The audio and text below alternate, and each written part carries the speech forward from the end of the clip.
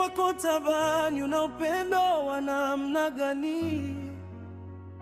Acha inyeshe.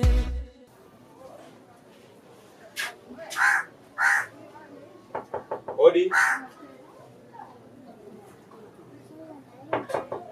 Odi.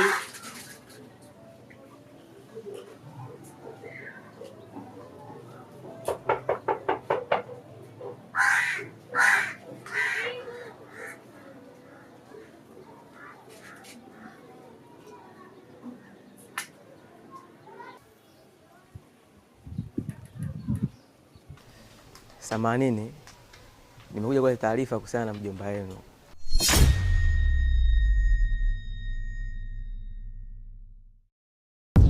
Jana alilewa sana, alikula sana mitungi. Alikula sana mitungi mpaka kama anatapika.